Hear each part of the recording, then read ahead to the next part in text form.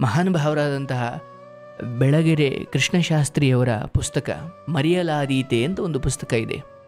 ಸಾಧ್ಯವಾದರೆ ಓದಿ. ಬೆಳಗೆರೆ ಕೃಷ್ಣಶಾಸ್ತ್ರಿಯವರದು ಮರೆಯಲಾದೀತೆ ಅನ್ನೋ ಒಂದು ಪುಸ್ತಕ. ಅದರಲ್ಲಿರೋ ಒಂದು ಘಟನೆ ನೋಡಿ. ಒಂದು ಹಳ್ಳಿ, ಆ ಹಳ್ಳಿಯಲ್ಲಿ ಒಬ್ಬ ರೈತ ಇದ್ದ, ಚಿಕ್ಕರಂಗಪ್ಪ ಅಂತ. ಆತ ಅಷ್ಟೇನು ಓದಿಲ್ಲ, ಆದರೆ ಒಳ್ಳೆ ಸಂಸ್ಕಾರವಂತ, ಯಾರಿಗೂ ಒಂದು ಕೆಟ್ಟದ್ದು ಬಯಸಿದವನಲ್ಲ. ಆದರೆ ಒಳ್ಳೆ ಬೆಳೆ ಬೆಳೀತಾ ಇದ್ದ, ಅಷ್ಟೋ ಇಷ್ಟೋ ಚೆನ್ನಾಗಿ ಜೀವನ ನಡೀತಾ ಇತ್ತು. 2 ಹೆಣ್ಣುಮಕ್ಕಳಿದ್ದು. ಆ 2 ಹೆಣ್ಣುಮಕ್ಕಳಲ್ಲಿ ಮೊದಲನೇ ಮಗಳಿಗೆ ಮದುವೆ ಮಾಡಬೇಕಾದಂತಹ ಸಮಯ.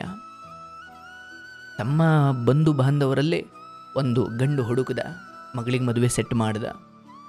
ಏನೇ ಸರಳ ಮದುವೆ ಅಂದರೂ ಕೂಡ ಹಣ ಬೇಕಲ್ವಾ? ಅವತ್ತಿಗೆ ನೋಡಿ ಹೆಣ್ಣೆತ್ತವರೇ ಮದುವೆ ಮಾಡಿಕೊಡ್ಬೇಕಿತ್ತು. ಈಗ ಮಗಳು ಮದುವೆ ಸೆಟ್ ಆಗಿದೆ, ಏನು ಮಾಡೋದು? ಯಾಕೋ ಹಣ ಇಲ್ಲ, ಅಷ್ಟೊಂದು ಬಡತನ ಇತ್ತು. ಸ್ವಲ್ಪ ಏನೋ ಬೆಳೆ ಸರಿಯಾಗಿ ಬಂದಿರಲಿಲ್ಲ, ಬರಗಾಲ. ಮಗಳು ಮದುವೆ ಸೆಟ್ ಆಗಿದೆ, ಅಷ್ಟೋ ಇಷ್ಟು ಹಣ ಬೇಕೇ ಬೇಕು. ಏನೇ ಸರಳವಾಗಿ ಮದುವೆ ಮಾಡ್ತೀನಿ ಅಂದರೂ ಹಣ ಬೇಕಿತ್ತು. ಏನು ಮಾಡ್ದ? ಮನೆಯಲ್ಲಿ ಒಂದು ಜೊತೆ ಎತ್ತುಗಳಿದ್ದು, ಆ ಎತ್ತುಗಳನ್ನು ಹೊಡ್ಕೊಂಡು ಹೋಗಿ, ಈ ಊರು ಕಡೆ ದನಿನ ಜಾತ್ರೆಗಳು ಅಂತ ಇರ್ತವೆ, ದನಗಳನ್ನು ಅಥವಾ ಹಸುಗಳನ್ನು ಮಾರೋದು ಕೊಳ್ಳೋದು ಆ ಜಾತ್ರೆಯಲ್ಲಿ ನಡೆಯುತ್ತೆ. ಆ ಚಿಕ್ಕರಂಗಪ್ಪ ಒಂದು ಜೊತೆ ಎತ್ತುಗಳನ್ನು ಹೊಡ್ಕೊಂಡು ಹೋಗಿ ಸಂತೆಯಲ್ಲಿ ಮಾರಿಬಿಟ್ಟ. ಯಾಕೆ? ಮಗಳು ಮದುವೆನ ಒಂಚೂರು ಚೆನ್ನಾಗಿ ಮಾಡಬೇಕು ಅಂತ ಮಗಳು ಮದುವೆಗೋಸ್ಕರ ಒಂದು ಜೊತೆ ಎತ್ತುಗಳನ್ನು ಮಾರ್ದ. 500 ರೂಪಾಯಿ ಬಂತು ನೋಡಿ. ಅವತ್ತಿನ ಕಾಲಕ್ಕೆ ಒಂದು ಜೊತೆ ಎತ್ತು 500 ರೂಪಾಯಿ ಮಾರಿದ್ರೆ ಅವತ್ತಿಗದು ಭಾಳ ಲಕ್ಷಕ್ಕೆ ಸಮಾನ. ಆ 500 ರೂಪಾಯಿ ಅಂದರು ಪೈಸೆ ಲೆಕ್ಕಗಳಲ್ಲಿ, ಆಣೆಗಳ ಲೆಕ್ಕದಲ್ಲಿ ಎಣಿಸ್ಕೊಂಡು ಒಂದು ಚೀಲಕ್ಕೆ ಹಾಕ್ಕೊಂಡು ಸಂತೆ ಮುಗಿಸ್ಕೊಂಡು ಬಂದ. ಸಂಜೆ ಆಗಿತ್ತು, ಆಲ್ರೆಡಿ ಕತ್ಲಾಗಿತ್ತು. ಸ್ವಲ್ಪ ಬೆಳದಿಂಗಳು ಚೆನ್ನಾಗಿ ಇತ್ತು, ಹಾಲು ಚೆಲ್ಲಿದಂತಹ ಬೆಳದಿಂಗಳಿತ್ತು. ಆ ಸಂತೆಯಿಂದ ಊರಿಗೆ ಬರಬೇಕಾದ್ರೆ ಅಲ್ಲೇ ಹೊಲದತ್ರ, ಏನೇನು ಊರು ಹೊರಗಡೆ ಆ ಬರೋ ದಾರಿಯಲ್ಲೇ ಈ ಚಿಕ್ಕರಂಗಪ್ಪಂದು ಜೋಳದು ಬೆಳೆ ಬೆಳೆದಿದ್ದು. ಹಾಗೆ ಬರ್ತಾ ಅಲ್ಲೊಂದಿಬ್ಬರು ಸ್ನೇಹಿತರು ಸಿಕ್ಕಿದ್ರು. ಸಂಜೆ ಆಗಿಬಿಟ್ಟಿತ್ತು, ಬೆಳದಿಂಗಳು.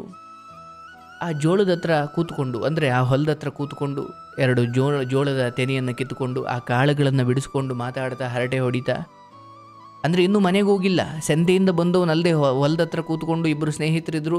ಮಾತಾಡಿಕೊಂಡು ಜೋಳ ಬಿಡಿಸ್ಕೊಂಡು ತಿಂದ್ಕೊಂಡು ನೀರು ಕುಡಿದ್ಬಿಟ್ಟು ಹೊಟ್ಟೆ ತುಂಬಿಸ್ಕೊಂಡು ಮನೆಗೆ ಬಂದ. ಮನೆಗೆ ಬಂದವನೇ, ಏನೇ ತಗೊಳ್ಳೆ 500 ರೂಪಾಯಿಗೆ ಮಾರಿದೆ ಅಂತ ಹೆಂಡತಿಗೆ ಒಂದು ಜೊತೆ ಎತ್ತನ್ನು ಮಾರಿದ್ದರ ಕುರಿತು ಹೇಳಿ, ಆ ಬಂದಿದ್ದ 500 ರೂಪಾಯಿಯನ್ನು ತೆಗೆದು ಹೆಂಡತಿಗೆ ತಗೊಳ್ಳೆ ಅಲ್ಲಿಡು ಅಂತ ಹೇಳಿ ಜೇಬಿಗೆ ಕೈ ಇಟ್ಟು ಆ 500 ರೂಪಾಯಿ ಕೊಡ್ಲಿಕ್ಕೆ ಹೋಗ್ತಾನೆ. ಆ ಜೇಬು ಖಾಲಿ, ಅಲ್ಲಿ ಇಲ್ಲವೇ ಇಲ್ಲ, ಆ ಹಣದ ಚೀಲವೇ ಇಲ್ಲ ಅಲ್ಲಿ. ಅಯ್ಯೋ, ಅವನಿಗೆ ಭಾಳ ಭಯ ಆಗ್ಲಿಕ್ಕೆ ಶುರುವಾಯಿತು. ಮಗಳು ಮದುವೆಗೋಸ್ಕರ ಒಂದು ಜೊತೆ ಎತ್ತು ಮಾರಿ ಆ ಹಣ ತಂದಿದ್ದ, ಎಲ್ಲಿ ಕಾಣ್ತಾ ಇಲ್ಲ ಅಂತ ತನ್ನ ಎಲ್ಲ ಜೇಬುಗಳನ್ನು ಒದರುತ್ತಾನೆ, ಇಲ್ಲವೇ ಇಲ್ಲ. ಯೋಚನೆ ಮಾಡಿ, ಮಗಳು ಮದುವೆಗೋಸ್ಕರ ತಂದಿದ್ದ ಅಷ್ಟು ದೊಡ್ಡ ಮೊತ್ತ, ಇವತ್ತಿಗೆ 500 ರೂಪಾಯಿ ಏನೂ ಅಲ್ಲದೆ ಇರ್ಬೋದು, ಅವತ್ತಿನ ಕಾಲಕ್ಕೆ ಅದು ಬಹಳ ದೊಡ್ಡ ಮೊತ್ತ, ಎಲ್ಲಿ ಬಿದ್ದೋಯ್ತಪ್ಪ? ಯೋಚನೆ ಮಾಡ್ತಿದ್ದಾನೆ. ಅಲ್ಲ, ಅಲ್ಲಿ ಕೂತಿದ್ದ ಸ್ನೇಹಿತರು ನಂಬಿಕಸ್ತರು, ಅವರು ತಗೊಂಡಿರ್ಲಿಕ್ಕಿಲ್ಲ. ಅಥವಾ ಸಂತೆಯಲ್ಲಿ ಯಾರಾದರೂ ಕದ್ದು ಬಿಟ್ರ? ಸಡನ್ನಾಗಿ ತಕ್ಷಣ ಅಲ್ಲಿ ಕೂತು ಜೋಳ ತಿಂದಂತಹ ಜಾಗ, ಅಲ್ಲಿ ಹೋಗ್ತಾರೆ, ಅಲ್ಲಿ ತಡಕಾಡ್ತಾರೆ, ಅಲ್ಲಿಲ್ಲ. ಈಗ ಸಂತಿಗೆ ಹೋಗಿ ಹುಡುಕೋದು ಪ್ರಯೋಜನ ಇಲ್ಲ. ಅಲ್ಲ, ಅಷ್ಟು ದೊಡ್ಡ ಸಂತಿಯಲ್ಲಿ ಅದು ಯಾರು ಕದ್ರೋ ಏನೋ. ಹಂಗೂ ಒಂದು ವೇಳೆ ಯಾರಿಗೋ ಸಿಕ್ಕಿದ್ರೆ ಅಷ್ಟು ದೊಡ್ಡ ಮೊತ್ತದ ಹಣ ವಾಪಸ್ ಕೊಡ್ಲಿಕ್ಕೆ ಸಾಧ್ಯವಾ? ಇಲ್ಲ. ಅಯ್ಯೋ, ಎಂಥ ಪರೀಕ್ಷೆ ಇದು, ಎಂಥ ಕಷ್ಟ ಇದು ಅಂತ ಅಳ್ತಾ ಮನೆಗೆ ಬಂದ. ಅದೇ ಊರಲ್ಲಿ ಒಬ್ಬ ಎಮ್ಮೆ ಕಾಯೋ ತಮ್ಮಣ್ಣ ಅಂತ ಇದ್ದ. ಎಮ್ಮೆ ತಮ್ಮಣ್ಣ ಅಂದುಕೊಳ್ಳಿ. ಅವನು ಈ ಚಿಕ್ಕರಂಗಪ್ಪನ ಮನೇಲಿ ಕೆಲಸಕ್ಕಿದ್ದ. ಏನು ಕೆಲಸ ಅವನು ಅಂದರೆ, ಬೆಳಗ್ಗೆ ಹೊತ್ತು ಎಮ್ಮೆನೆಲ್ಲ ಹೊರಗಡೆ ಕಟ್ಟಿ ಆ ಕೊಟ್ಟಿಗೆ ಸ್ವಚ್ಛ ಮಾಡೋದು, ಮತ್ತು ಬೆಳಗ್ಗೆ ಸಂಜೆ ಅಲ್ಲಿ ಜೋಳದ ಹೊಲಗಳೇನಿದ್ದಾವೆ, ಚಿಕ್ಕರಂಗಪ್ಪನ ಹೊಲ, ಅಲ್ಲೆಲ್ಲ ಹೋಗಿ ಹೊಲದಲ್ಲಿ ಯಾರಾದರೂ ಜೋಳ ಕಿತ್ತಿದ್ದಾರಾ ಅದು ಇದು ಅಂತ ಎಲ್ಲ ತೋಟದ ಹತ್ರ ನೋಡ್ಕೊಂಡು ಬರೋ ಕೆಲಸ. ಈ ಎಮ್ಮೆ ತಮ್ಮಣ್ಣ ಒಂದು ಬೆಳಗ್ಗೆ ಆಯಿತು, ಅಂದರೆ ಸಂಜೆ ಇದೆಲ್ಲ ಆಯಿತು, ಭಾಳ ದುಃಖದಲ್ಲಿ ಮನೆಗೆ ವಾಪಸ್ ಬಂದ. ದುಡ್ಡು ಸಿಗಲಿಲ್ಲ. ಬೆಳಗ್ಗೆ ಆಯಿತು. ಆ ಎಮ್ಮೆ ತಮ್ಮಣ್ಣ ಚಿಕ್ಕರಂಗಪ್ಪನ ಮನೆಗೆ ಬಂದ. ಯಾಕೆ? ಕೊಟ್ಟಿಗೆ ಬಾಚಲಿಕ್ಕೆ. ಕೊಟ್ಟಿಗೆ ಬಾಚ್ತಾ ಇದ್ದ. ಚಿಕ್ಕರಂಗಪ್ಪ ಬಹಳ ದುಃಖದಲ್ಲಿ ಮನೆಯಿಂದ ಹೊರಗಡೆ ಬರ್ತಾ ಇದ್ದ. ಅಲ್ಲೇ ಕೊಟ್ಟಿಗೆ ಬಳಿ ನಿಂತಿದ್ದ ಎಮ್ಮೆ ತಮ್ಮಣ್ಣ ಕೇಳ್ದ, ಅಣ್ಣ ಏನು ಕಳ್ಕೊಂಡೆ, ಏನು ದುಃಖದಲ್ಲಿದ್ದೀಯಾ, ಏನು ಕಳ್ಕೊಂಡೆ ಅಂದ ಎಮ್ಮೆ ತಮ್ಮಣ್ಣ. ಚಿಕ್ಕರಂಗಪ್ಪ ಮೊದಲೇ ದುಃಖದಲ್ಲಿದ್ದ, ಅವನಿಗೆ ಕೋಪ ಬಂದ್ಬಿಡ್ತು. ಹೇಯ್ ಸುಮ್ಮನೆ ಸಗಣಿ ಬಾಚೋ, ಏನೀಗ ನಾನು ಕಳ್ಕೊಂಡಿರೋದು ಹೇಳ್ಬಿಟ್ರೆ ಹುಡುಕ್ ಕೊಟ್ಬಿಡ್ತೀಯಾ, ಮುಚ್ಕೊಂಡು ಸಗಣಿ ಬಾಚೋ ಅಂತ ಬೈದ್ಬಿಟ್ಟ. ಪಾಪ ಅವನು ಎಮ್ಮೆ ತಮ್ಮಣ್ಣ ದಡ್ಡ, ಅವನು ಊರಲ್ಲೆಲ್ಲ ಪಾಪ ದಡ್ಡ ದಡ್ಡ ದಡ್ಡ ಅಂತ ಕರೆಯೋರು ಅವನನ್ನು.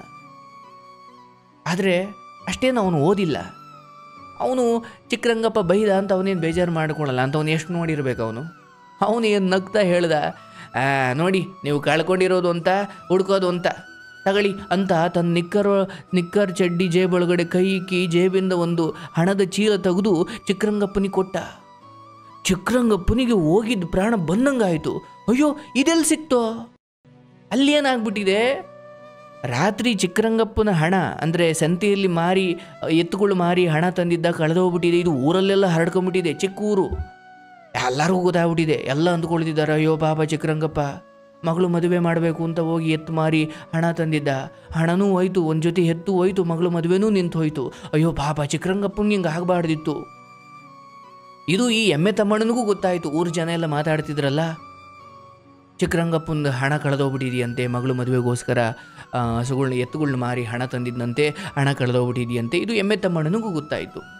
ಈ ನಡುವೆ ಏನಾಗಿದೆ, ಈ ಸಂಜೆಯಲ್ಲಿ ಜೋಳದ ತೆನೆ ಅಂದರೆ ಸಂತೆಯಿಂದ ಬರಬೇಕಾದ್ರೆ ಜೋಳದ ತೆನೆಯೆಲ್ಲ ತಿಂದು ಮನೆಗೆ ಬಂದಿದ್ನಲ್ಲ, ಅಲ್ಲಿ ಹಣ ಉದುರೋಗ್ಬಿಟ್ಟಿದೆ, ಅಂದರೆ ಹಣದ ಚೀಲ ಬಿದ್ದೋಗ್ಬಿಟ್ಟಿದೆ.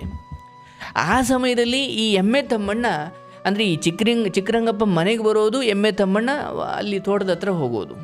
ಅಂದರೆ ಯಾರೋ ಜೋಳ ಕಿತ್ತಿದ್ದಾರೋ ಅಂತ ನೋಡ್ಲಿಕ್ಕೆ ಹೋಗೇನೆ ಅಲ್ಲಿ ಹಣದ ಚೀಲ ಬಿದ್ದಿದೆ. ಯಾರ್ದೋ ಏನೋ ಅಂತ ಎತ್ಕೊಂಡು ಬಂದಿದ್ದಾನೆ. ಆದರೆ ರಾತ್ರೆಲ್ಲ ಊರಲ್ಲೆಲ್ಲ ಸುದ್ದಿ, ಅಯ್ಯೋ ಚಿಕ್ಕರಂಗಪ್ಪನ ಹಣ ಹೋಗ್ಬಿಡ್ತಂತೆ. ಆವಾಗ ಎಮ್ಮೆ ತಮ್ಮಣ್ಣನಿಗೆ ಅನ್ನಿಸ್ತು, ಅಯ್ಯೋ ಇದು ನಮ್ಮ ಯಜಮಾನ್ರದ ಅಂದುಕೊಂಡು ಬೆಳಗ್ಗೆ ಬಂದು ಕಳ್ಕೊಳ್ಳೋದಂತ ಹುಡ್ಕೋದಂತ ಅಂತ ನಗ್ದ ಆ ಹಣದ ಚೀಲವನ್ನು ಕೊಟ್ಟ. ಆ ಚಿಕ್ಕರಂಗಪ್ಪನಿಗೆ ಭಾಳ ಖುಷಿಯಾಗೋಯ್ತು. ಆ ಎಮ್ಮೆ ತಮ್ಮಣ್ಣನನ್ನು ಅಪ್ಪಿಕೊಂಡು ಕುಣಿದಾಡ್ಬಿಡ್ತಾನೆ, ಅಯ್ಯೋ ನೀನು ನನ್ನ ದೇವರು ಕಣಪ್ಪ, ಹಣ ತಂದು ಕೊಟ್ಟಲ್ಲಪ್ಪ ಅಂತ ಅವನು ಖುಷಿಯಾಗೋಯ್ತು. ಆಗ ಮಗಳು ಮದುವೆನೂ ಆಯಿತು.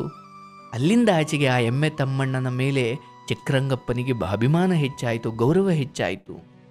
ನೋಡಿ, ಇವತ್ತಿಗೆ ಆ ಎಮ್ಮೆ ತಮ್ಮಣ್ಣನೂ ಇಲ್ಲ, ಆ ಚಿಕ್ಕರಂಗಪ್ಪನೂ ಇಲ್ಲ, ಯಾರೂ ಇಲ್ಲ. ಆದರೆ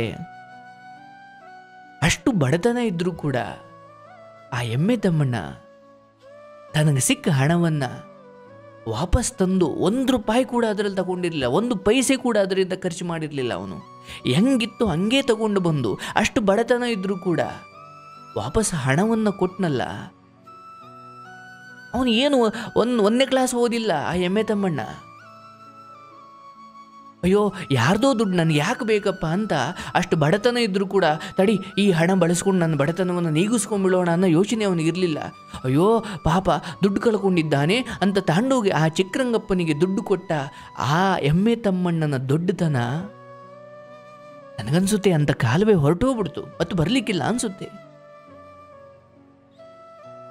ಇವತ್ತಿಗೆ ದೊಡ್ಡ PhD, MA, B.Ed, B.Com ದೊಡ್ಡ ಮಟ್ಟಕ್ಕೆ ಓದಿರೋರೆಲ್ಲ ಕಂಡವರ ಹಣದ ಹಾಸಿಗೆ ನಾಲ್ಗೆ ಚಾಚೋದನ್ನು ನೋಡಿದಾಗ ಎಮ್ಮೆ ಕಪಟವಿಲ್ಲದ ಬುದ್ಧಿ, ಅಥವಾ ಇನ್ನೊಬ್ಬರ ಹಣಕ್ಕೆ ಅಥವಾ ಇನ್ನೊಬ್ಬರ ಸ್ವತ್ತಿಗೆ ಆಸೆ ಪಡದ ಆ ಅನಕ್ಷರಸ್ಥ ಎಮ್ಮೆ ತಮ್ಮಣ್ಣ ದೊಡ್ಡವನೋ, PhD, MA, B.Com ಅಥವಾ ದೊಡ್ಡ ಪದವಿಗಳು ತಗೊಂಡು ಬೇರೆಯವರ ಹಣಕ್ಕೋಸ್ಕರ ನಾಲ್ಗೆ ಚಾಚೋ ಇವರು ದೊಡ್ಡವರು.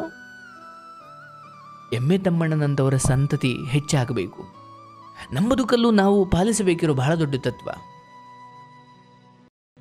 ಕೆಲವೊಬ್ಬರು ಹಾಗಿರ್ತಾರೆ, ಅವರು 1ನೇ ಕ್ಲಾಸ್ ಓದಿರಲ್ಲ, ಆದರೆ ಅವರು ಸತ್ಯ ಧರ್ಮ ಅಂತ ಬದುಕ್ತಾ ಇರ್ತಾರೆ. ಅದಕ್ಕೆ ಶಿಕ್ಷಣಕ್ಕೂ ಸಂಸ್ಕಾರಕ್ಕೂ ವ್ಯತ್ಯಾಸ ಇದೆ. ಶಿಕ್ಷಣ ಇಲ್ಲದೆ ಹೋದರೂ ಒಂದು ವೇಳೆ ನೀವು ಬದುಕಬಹುದು, ಇನ್ನೊಬ್ಬರು ಮನೆ ಜೀತದಾಳ ಮಾಡಿಕೊಂಡು ಅಥವಾ ಎಲ್ಲೋ ಕೂಲಿ ಕೆಲಸ ಮಾಡಿಕೊಂಡು ನೀವು ಬದುಕಬಹುದು. ಆದರೆ ಒಳ್ಳೆ ನಡತೆ ಇಲ್ಲ, ನಿಯತ್ತಿಲ್ಲ, ಅಥವಾ ಒಳ್ಳೆ ರೀತಿಯ ವ್ಯಕ್ತಿತ್ವ ಇಲ್ಲ, ಸಂಸ್ಕಾರ ಇಲ್ಲ ಅಂದರೆ ಆಗಲ್ಲ. ಎಲ್ಲೋ ಒಂದು ಕಡೆ ನಿಮ್ಮನ್ನು ಏನೋ ಒಂದು ದೊಡ್ಡದಾಗಿ ಶಿಕ್ಷೆಗೊಳಗಾಗ್ಬಿಡ್ತೀರ. ಸಂಸ್ಕಾರವೇ ಮುಖ್ಯ. ಹಾಗಾಗಿ ನಾವು ಮನೆಯಲ್ಲಿ ಎಮ್ಮೆ ತಮ್ಮಣ್ಣನಂತಹ ಸಂಸ್ಕಾರವಂತರನ್ನು ರೆಡಿ ಮಾಡಬೇಕಿದೆ, ತಯಾರು ಮಾಡಬೇಕಿದೆ. ಅಥವಾ ಅಲ್ವಾ, ಕಳೆದು ಹೋದ ಹಣ ಎಮ್ಮೆ ತಮ್ಮಣ್ಣನ ಮೌಲ್ಯವನ್ನು ನಮಗೆ ತಿಳಿಸ್ಕೊಡ್ತು. ಅಂಥ ಕಾಲ ಮತ್ತು ಬರುತ್ತಾ ಗೊತ್ತಿಲ್ಲ. ಇವತ್ತಿಗೂ ನಾವೆಲ್ಲೋ ಪೇಪರ್ಗಳಲ್ಲೆಲ್ಲ ಓದ್ತೀವಿ, ಟಿ ವಿಲೆಲ್ಲ ನೋಡ್ತೀವಿ, ಒಬ್ಬರು ಆಟೋ ಚಾಲಕರು 60 ಲಕ್ಷ 70 ಲಕ್ಷದ ಅಷ್ಟು ಮೊತ್ತದ ಒಂದು ಚಿನ್ನದ ಸರ, ಯಾವುದೋ ಒಂದು ತಾಯಿ ಆಟೋ ಹತ್ತಿರ್ತಾಳೆ, ಎಲ್ಲೋ ಮದುವೆಗೆ ಹೊಂಟಿರ್ತಾಳೆ, ಆ ಮದುವೆಗೆ ಹೋಗೋ ಹರಿಬಿರಿಯಲ್ಲಿ ಆ ಚಿನ್ನದ ಸರ ಆಟೋದಲ್ಲಿ ಉದುರೋಡಿರುತ್ತೆ, ಅವಳು ನೋಡ್ಕೊಂಡಿರಲ್ಲ. ಅದನ್ನು ಹುಡುಕೊಂಡು ಹೋಗಿ ಆ ಆಟೋ ಚಾಲಕ ಮತ್ತೆ 60-70 ಲಕ್ಷ ಅಷ್ಟು ದೊಡ್ಡ ಮೊತ್ತದ ಚಿನ್ನದ ಸರವನ್ನು ಆತ ಮಾರಿಕೊಂಡು ತನ್ನ ಜೀವನವನ್ನು ಸೆಟ್ಲ್ ಮಾಡ್ಕೊಂಬರ್ಬೋದಿತ್ತು. ಆ ಆಟೋ ಚಾಲಕ ಆ ತಾಯಿಯನ್ನು ಮತ್ತೆ ಹುಡುಕೊಂಡು ಹೋಗಿ ಅಥವಾ ಪೊಲೀಸ್ನವರಿಗೆ ಕೊಟ್ಟು ಆ ಚಿನ್ನದ ಸರವನ್ನು ವಾಪಸ್ ಕೊಡುವ ಆ ಆಟೋ ಚಾಲಕರ ಆ ದೊಡ್ಡ ಬುದ್ಧಿ ಇದೆಯಲ್ಲ, ಅದು ನಮ್ಮೆಲ್ಲರಿಗೂ ಬರಬೇಕು. ಇದ್ದಾರೆ, ಇವತ್ತಿನ ಕಾಲಕ್ಕೂ ಅಂಥವ್ರು ಇದ್ದಾರೆ. ಅಯ್ಯೋ, ಕಂಡವ್ರದ್ದು ನನಗೆ ಬೇಡಪ್ಪ, ಯಾಕಂದರೆ ನಾವೊಬ್ಬರ ಕಣ್ಣು ತಪ್ಪಿಸಿ ಇನ್ನೊಬ್ಬರ ಪಾಲಿನ ಸ್ವತ್ತನ್ನು ನಾವು ಅದು ಎಷ್ಟು ಕರಿತೀವೋ ಅಥವಾ ಪಡ್ಕೊಳ್ತೀವೋ ಅದಕ್ಕಿಂತ 10ರಷ್ಟು 100ರಷ್ಟು ಒಂದು ದಿನ ಕಿತ್ಕೊಂಡು ಹೋಗುತ್ತೆ. ಅದಕ್ಕೆ ನಮ್ಮ ಪಾಲಿನ ಹಣ ಅದು ಆರೋಗ್ಯ ಹಣ ಅಥವಾ ಅದು ಒಳ್ಳೆ ನೆಮ್ಮದಿಯ ಹಣ. ಅದು ನಿಮ್ಮನ್ನು ಅಷ್ಟೋ ಇಷ್ಟೋ ನೆಮ್ಮದಿಯಾಗಿಡುತ್ತೆ, ಅದರಿಂದ ನಿಮ್ಮ ಆರೋಗ್ಯ ಕೆಡಲ್ಲ.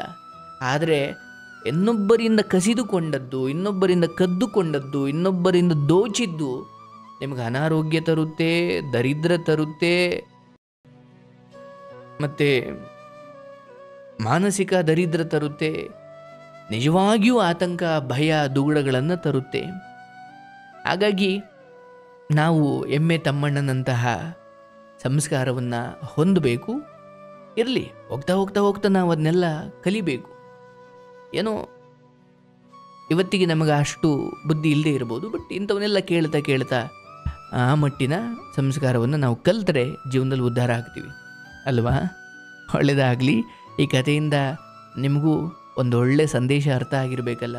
ಹಾಗಾಗಿ ನಿಮಗೂ ನಾನು ಹೇಳೋದು, ನಿಮ್ಮದಲ್ಲದ್ದಕ್ಕೆ ನೀವು ಆಸೆ ಪಡಬೇಡಿ. ಅದು ಹಣ ಮಾತ್ರವಲ್ಲ, ಅದು ಕಂಡವ್ರ ಹೆಣ್ಣು, ಕಂಡವ್ರ ಗಂಡು, ಕಂಡವ್ರ ಆಸ್ತಿ ಯಾವುದೇ ಇರ್ಬೋದು, ಅದು ಏನೇ ಮೇಲೆ ಬಿದ್ದು ಬರ್ಬೋದು. ಏನೇ ಪಡ್ಕೊಳ್ಬೇಕು ಅಂದರೂ ಅದಕ್ಕೊಂದು ರಾಜಮಾರ್ಗ ಇದೆ. ಹಾಗೊಂದು ವೇಳೆ ರಸ್ತೆಯಲ್ಲಿ ಹಣ ಸಿಕ್ಬಿಡ್ತು ಸರ್, ಏನು ಮಾಡೋದು? ಅದನ್ನು ಸ್ಟೇಷನ್ನಿಗೆ ಕೊಡಿ, ಇಲ್ಲ ಕೇಳಿ ನೋಡಿ, 4 ಜನ ಇದು ನಿಮ್ದು ಅಥವಾ ಯೋಗ್ಯರಿಗೆ ತಲುಪಿಸೋ ಪ್ರಯತ್ನ ಮಾಡಿ. ಹಾಗೂ ಯಾರೂ ಸಿಗಲಿಲ್ಲ, ಮತ್ತು 7 ದಿನದ ನಂತರ ನೀವು ಅದನ್ನು ಬಳಸ್ಕೊಳ್ಬೋದು.